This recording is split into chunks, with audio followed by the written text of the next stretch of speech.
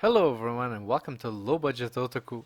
Again, I'm late, but I'm bringing you the Figma Celty Sturluson from Durarara. Yeah, boy. Durarara is a very fun show that focuses in a city rather than just one or two characters. It has an immense roster of amazing characters, and the Headless rider, the Dullahan Celty, is one of the best characters of the show.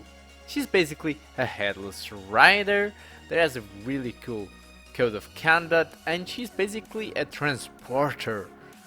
This figure is actually based on the second season of the show that, in my opinion, improved a lot in relation to the first season that had a meh second half. But without further ado, let's start that intro.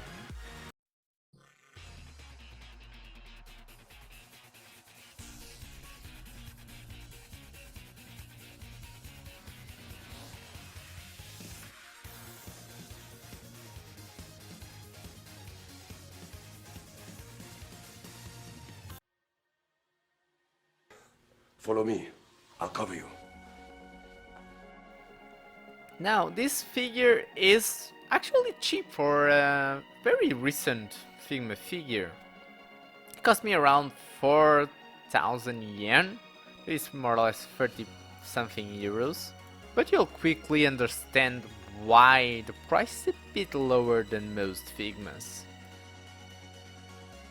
So we actually have our classic Figma box. It is the same as always, but if you notice, the code is SP-081, so it's a bit different series than you're normally used to. Now inside our Figma bag we have the accessories. We have an instruction booklet that tells every accessory that the figure comes with. There we go. And then for the accessories we have her scythe that looks amazing. Great paint job, by the way. I love the paint job. It really gives you an effect that is almost like a shadowy blade, that it is made of shadow in the show. And it's crooked like the original. Very nice. We have her cell phone because she doesn't have a head, so she cannot talk. So she just writes on the phone, and he has like the green screen, so you can put anything that you want in effect on the phone, and you have a hand special to grab that phone. So it is a big part of the show, the phones, and you'll see in the other figures that I'll review soon. So we have our classic Figma stand. I love this stand, it's my favorite stands on the market, so I simply adore them. Now we have two open hands. We have, two fist hands, two grabby hands, and we have a pointing hand for the cell phone, so great. And for heads we only have two heads, and this is a disappointing part because I think they could have put another head. We have the helmet head, and then we have just the shadow. One thing that I think they could have had is her actually decapitated head, but well, they unfortunately, that's the reason why this figure is kind of cheap. She's very light on the accessories. I think they could have done a little bit better, but what we have is great. Speaking of great, let's talk about her molding and her sculpting and painting. It's all A bit special. I especially love how our clothing looks like a leather. It's very well painted, very well sculpted, looks exactly like it should look from the show. Then let's do the fun part. And now comes the interesting part. Let your fingers get in there and have a good old rub-a-dub. So our head is actually in this joint. It's a little bit different than the normal Revoltech joint. Kind of a ball hinge inside. Gives you good range of motion, but I don't think it's as good as normally. Then we have that ball joint to a ball hinge for the shoulder. Allows great articulation, great range of motion, except of course for going upwards, but it can go upwards a bit because it gets a little bit out of the way. Then we have that strange hinge on the shoulder that they use, not a ball hinge but is a circular hinge. Then we have a ball hinge on the hand. Now for the torso, I'm not sure if it is a ball hinge or a ball peg, but it works very well both in the chest area and the waist area, giving it very good range of motion. Then we have these two ball joints for each of the legs, allows you to swivel, allows you to do a beautiful spec, kick back and forward quite a bit, especially considering she has a great ass. Another one of those hinges for the knee, and again we have that same circular hinge for the foot and a toe bend. The articulation is great. She has everything that you can ask for in a Figma figure, so amazing there.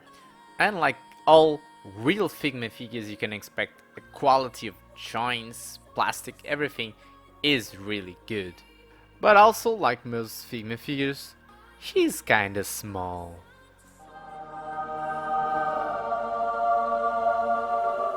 Figma Ram. Rivaltech Amazing Yamaguchi Vesta Stampede. Variable Action Hero Gintoki. High Grade Kamiki Burning Gundam. Playart Sky Final Fantasy VII AC Tifa Lockhart. Yeah, boy. This figure looks gorgeous and should be no surprise to buy this price at 4,000 yen, I mean 35 euros, 32 euros, is going to get my low budget otaku seal of approval. Now this figure is actually part of a 3 set of figures from the show that include Chizuo Ayajima and Isaya Horihara, and if you're a fan of the show you should definitely get all 3 of them, but those reviews are for another day. Lately I've been extremely busy with work, and because of that sometimes I have to delay a bit my reviews, but don't worry, I got a ton of different model kits coming and figures are going to be amazing. Great reviews on the way, and some things about movies. I've been neglecting that part, but I'll try to keep some quick reviews on that too.